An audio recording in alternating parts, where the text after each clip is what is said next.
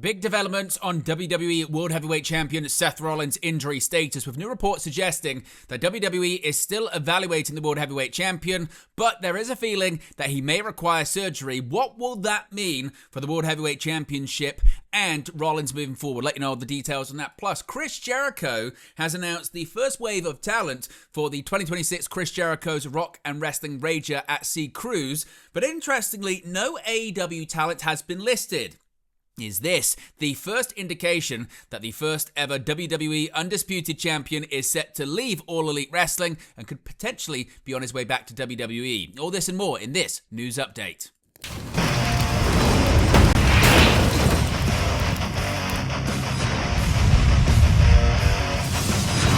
Hey guys, welcome back to Wrestling News 365. Hope everyone is doing very well. As always, there are plenty of news stories to get into in the world of professional wrestling, and let's begin with the very latest regarding WWE World Heavyweight Champion Seth Rollins and his potential injury status. Now, let's begin with a report from PW Insider. Now, according to a report from PW Insider, there's serious talk inside WWE that WWE World Heavyweight Champion Seth Rollins might need surgery on his shoulder or rotator cuff. While this hasn't been officially confirmed, several people within the company believe it's true and are preparing for that possibility. Rollins reportedly hurt himself during his match against Cody Rhodes at WWE Crown Jewel Perth on Saturday. Then on Raw Monday, he was attacked by Bron Breakker and Big Bronson Reed, which led to some fans beginning to wonder if WWE was using that attack to cover up his real injury. Some people in WWE are uncertain about how serious the situation is. Of course, last summer, Rollins convinced a lot of people that his knee was badly injured, but it turned out to be part of a storyline. Reportedly, the storyline upset many co-workers, leaving some frustrated and quite distrusting of WWE creative and Rollins himself. Because of that, according to PW Insider, a few are taking a wait-and-see approach before believing this new injury. According to the report, others inside the company think this time it is indeed real, pointing out that WWE wouldn't suddenly change Rollins' story unless something major had happened. If Rollins is truly hurt, it could mean big matches, especially potential ones against CM Punk and Roman Reigns, will have to be cancelled. Even so, some do see a bright side, giving Breakker and Big Bronson Reed big pushes, maybe with Paul Heyman guiding them, and it could freshen up WWE's creative direction. A high-level executive admitted Rollins was injured, but said no one knew how bad it was just yet. On Tuesday, word spread at WWE headquarters that surgery might be coming, but nothing has been confirmed publicly at the time of recording this video. There's also no official word about what would happen to the World Heavyweight Championship if Rollins can't compete for an extended period of time. So that comes from PW Insider. Now, the Wrestling Observer's Brian Alvarez has come out to state the legitimacy of Rollins' injury with confidence. He said, quote, "Rollins definitely has a shoulder injury," Alvarez declared. He says, quote, "It was from the coast-to-coast headbutt. He is hurt, and so WWE pulled the trigger on the Bron Breakker turn on Seth Rollins, and it's it. The vision is over." Now, a clip of a recent Wrestling Observer broadcast featured Alvarez disclosing all known details about Rollins' current health situation that was posted Tuesday evening. In said clip, Alvarez attested to the legitimacy of Rollins' injury, but he did not claim to know the severity of said shoulder injury. According to Alvarez, Rollins is en route or possibly already in Birmingham, Alabama for a medical assessment to determine whether surgery is necessary. Alvarez also claimed that moving forward, Breakker, Bronson Reed, and Paul Heyman will be the heel team for Survivor Series War Games. Interestingly, Alvarez named Austin Theory as a probable replacement for Rollins' place on the War Games team. Whether the former A-Town Down Under act will associate himself with the Vision, War Games or not, has yet to be hinted or confirmed at all on WWE programming. Quote, "There were plans for Seth to run the Vision at least through WrestleMania," Alvarez continued. "The original WrestleMania idea was Seth Rollins and Roman Reigns, and my guess is that Roman Reigns was probably going to beat Seth, and that was going to be the catalyst probably at the Raw after WrestleMania for Bron Breakker turning on Seth Rollins, and they strapped the rocket onto that guy." Alvarez ended by implying that Breakker's original post-WrestleMania push is still possible. Whether WWE will follow through with a version of their original Vision plans remains to be seen. Now, seemingly confirming this news regarding Rollins' injury is him actually being pulled from a series of upcoming live events for WWE. Now, understandably, WWE's upcoming tour Japan is no exception to being affected by Seth Rollins' injury. Fans eager to see the Architect in action will now have to wait until another day, as WWE has pulled the top star from their upcoming Japan tour, with a match involving hometown hero Shinsuke Nakamura and World Titles #1 contender CM Punk set to take its place. WWE's two-night Super Show series in Japan is advertised, and it advertised Rollins for both nights as recently as September 27th. But after news of Rollins' injury hit the news cycles, the Visionary has been dashed from the tour. Early iterations of the card advertised a WWE World Heavyweight Championship match between Seth Rollins and CM Punk on Super Show Friday, with a six-man tag team match between The Vision and Punk, Nakamura, and Jey Uso advertised for Saturday. With Rollins out of the picture, Punk is instead scheduled for a shot at Dominic Mysterio's Intercontinental Championship on Super Show Friday, and what was originally Saturday's six-man tag team match has now been reduced to a tag team bout, with Nakamura and Punk taking on The Vision's Bronson Reed and Bron Breakker. The discrepancy between the original card and Monday's Vision implosion seems to confirm that Rollins' ousting from his own stable was not a predetermined story beat and is a result of this injury. But again, we don't have any official confirmation on that. Now, as I mentioned, when it comes to the plans for Rollins heading into WrestleMania, now that this injury has possibly thrown a wrench into that, we've got details on what was seemingly planned for the Vision heading into next year.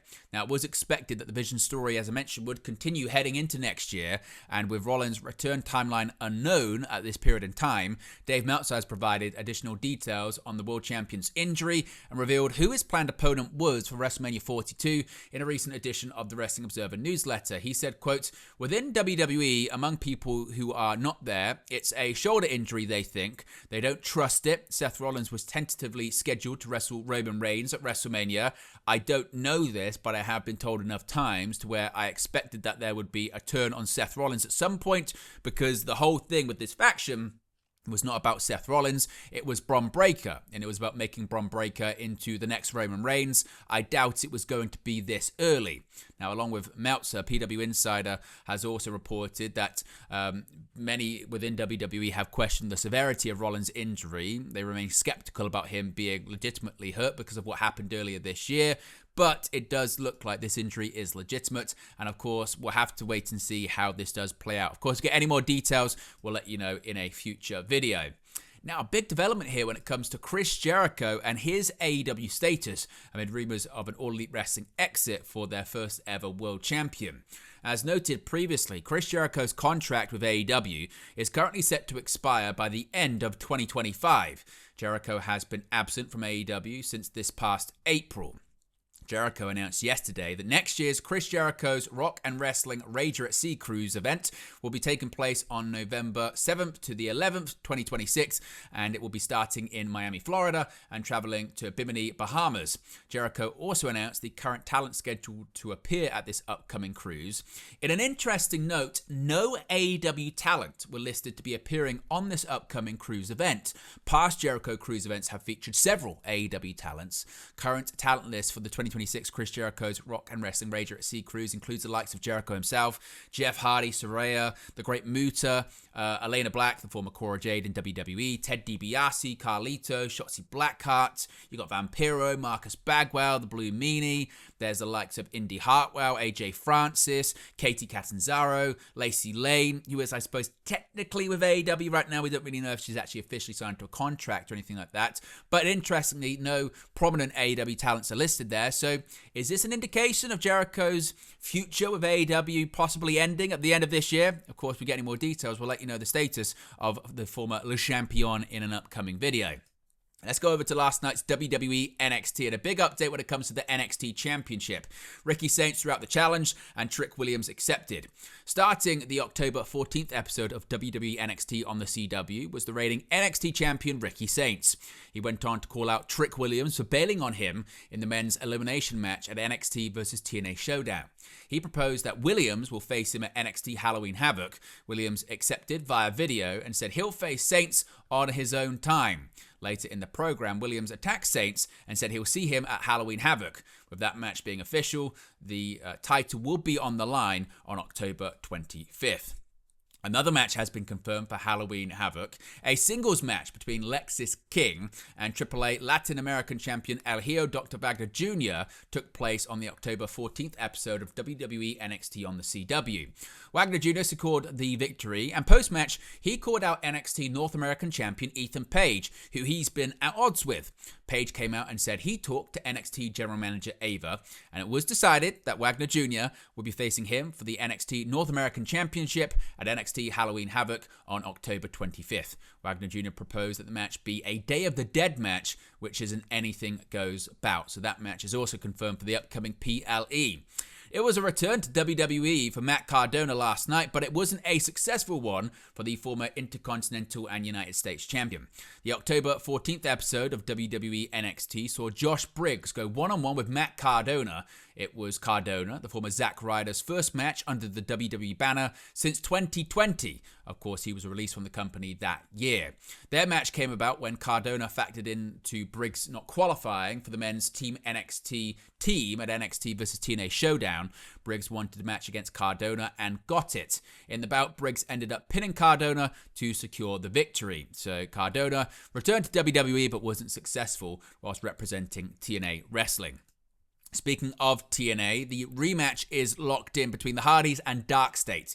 Coming up on October 25th from the Findlay Toyota Center in Prescott Valley, Arizona, is NXT's Halloween Havoc Premium Live event. The October 14th episode of NXT on the CW was a tape show, and there was a backstage segment with Javon Evans and TNA X Division champion Leon Slater. They were discussing how Dark State crashed their match at TNA Bound for Glory.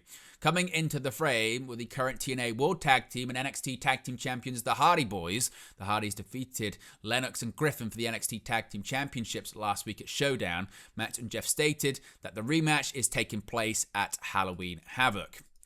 Now, speaking of title matches at Halloween Havoc, the NXT Women's Championship will also be on the line. There was a battle royal last night on NXT to determine who would challenge Jacy Jayne for the NXT Women's Championship at the NXT Halloween Havoc Premium Live event on October 25th. The bout featured TNA talents, and there was a moment when Lash Legend attempted to save her former partner, Myra Sade, formerly known as Jakara Jackson, from elimination. A competitor in the match ended up running into Lash that sent Sade off the apron. Zarya eliminated herself from the Battle Royal when she saw Blake Monroe attacking Sol Ruka at ringside. Earlier in the night, Monroe defeated Zarya in singles competition. The final four in the match were Jordan Grace, Tatum Paxley, Izzy Dame, and Kendall Gray. Dame eliminated Gray from the bout. Paxley had Gray set up for Dame to eliminate her, but when Dame charged at Grace, her momentum carried both herself and Jordan over the top rope, and Paxley won the match. Post-match, Lara Valkyria came out to celebrate with Paxley, and now she'll compete for the NXT Women's Championship at Halloween Havoc. Now, speaking of Fatal Influence, we've got an official new member of the faction. Lainey Reed is officially a member of Fatal Influence as of last night's episode of NXT. After taking out Jasmine Nix, the former member of Fatal Influence, and helping Jacy Jayne retain the NXT Women's Championship, Lainey Reed was officially beside Jayne and Fallon Henley in a vignette last night to reveal she is the newest member of the group. During the vignette, Jacy Jayne and Fallon Henley praised Reed's loyalty to them, saying she did things the other never would have. Jasmine Nix was not referred to by name. She has since departed WWE since her final appearance, where she was kicked out of the group. She left WWE after not agreeing to terms on a new contract.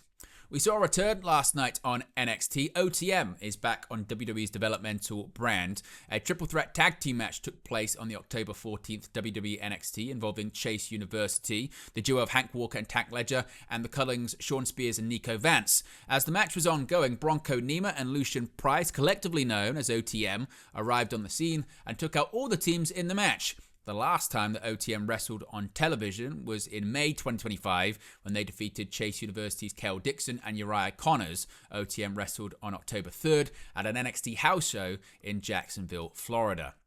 Now, several matches have been confirmed for next week's episode of WWE NXT, including a major title match. On the bill for the October 21st WWE NXT is a TNA X Division Championship match. The reigning champion Leon Slater will defend the bout against Channing Stax Lorenzo. The match came about when Stax walked into frame while Slater and Javon Evans were chatting with NXT General Manager Ava and TNA Director of Authority Santino Marella. Stax was flanked by Ariana Grace, the daughter of Santino.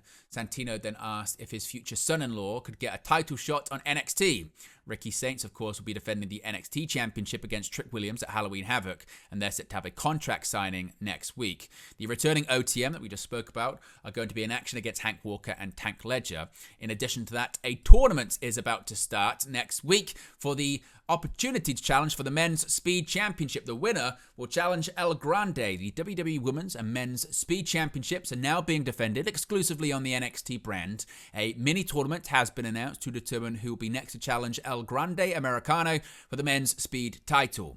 The tournament matches are listed as follows. You've got Sean Legacy from Evolve taking on Axiom, of course, from Friday Night SmackDown. Zachary Wentz from TNA Wrestling will be facing NXT's Jasper Troy.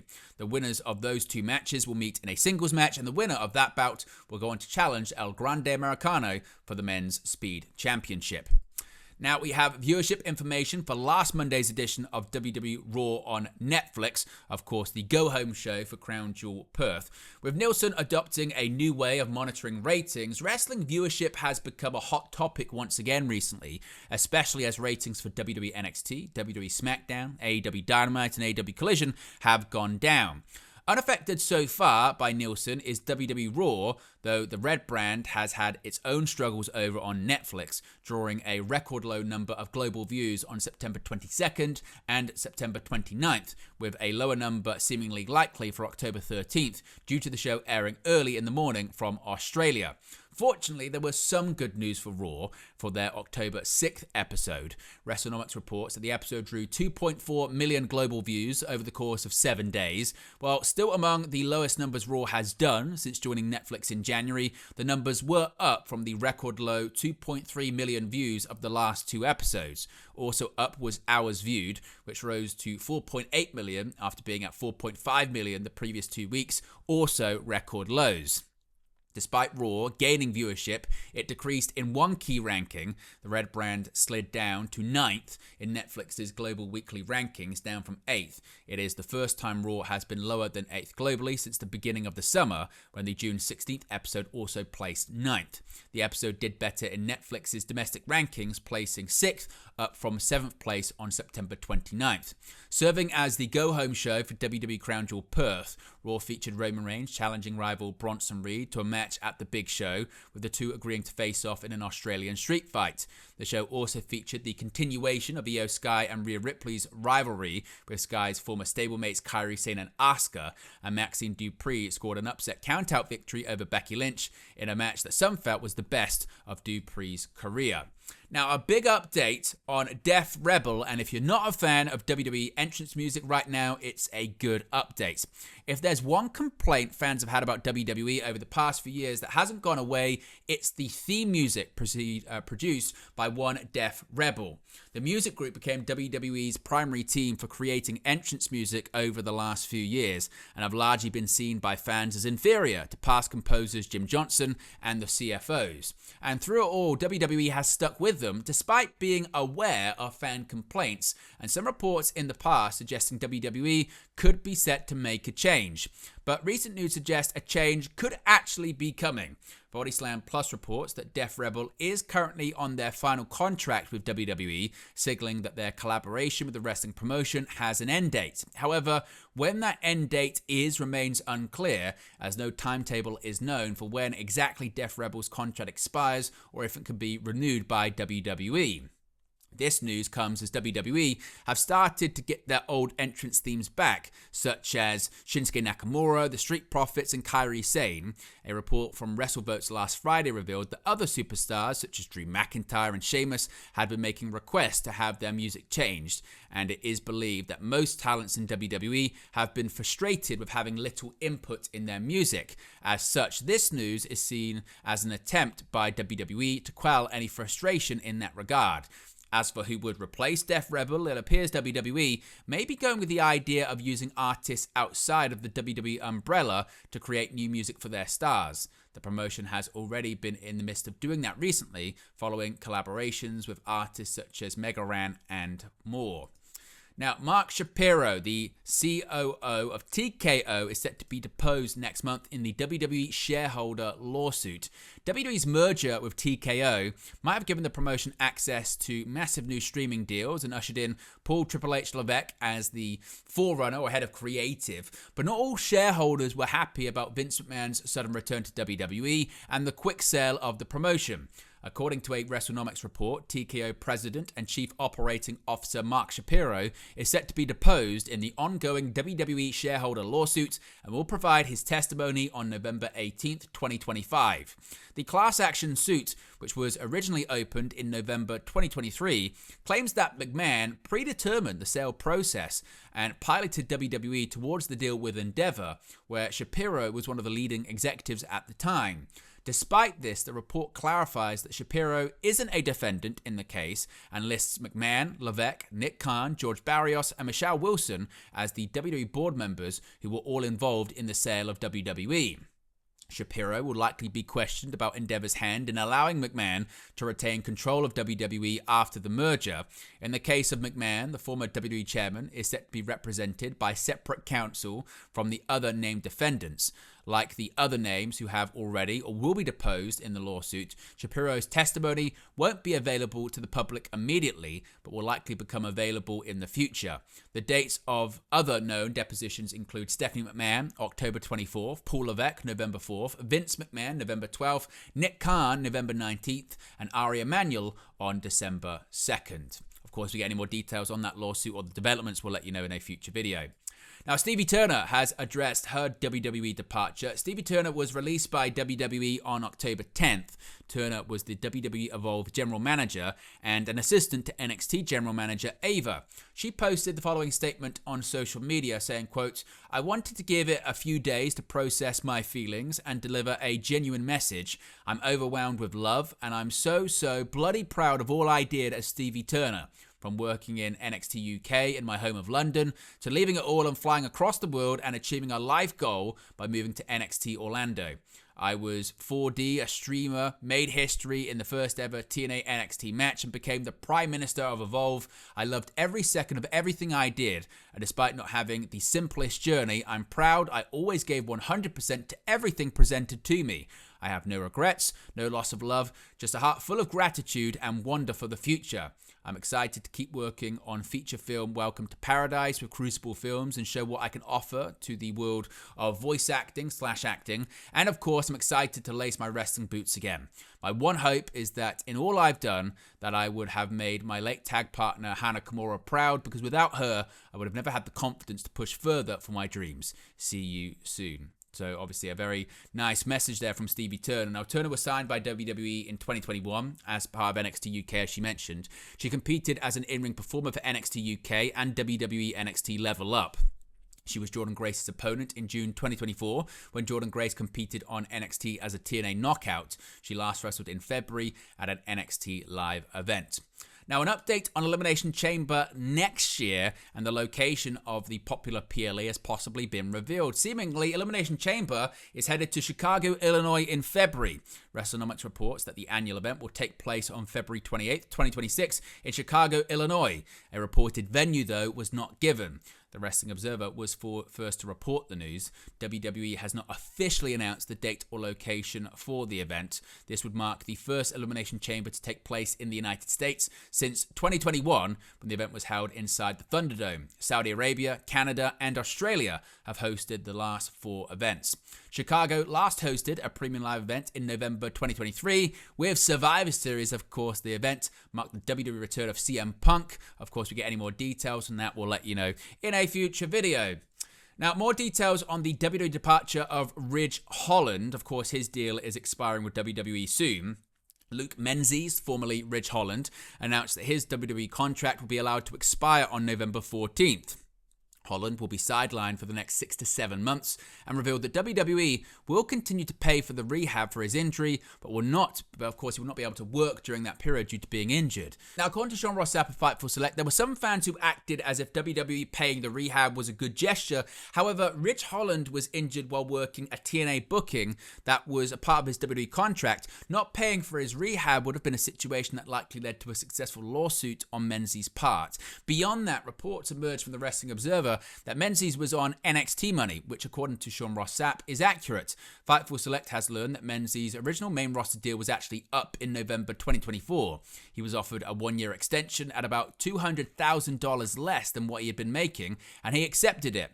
That deal is up in mid-November. Fightful have been told that Holland wasn't paid extra as part of the TNA talent exchange that saw him get injured. WWE talent that Fightful spoke to were reportedly universally disappointed that Holland was not being paid while injured.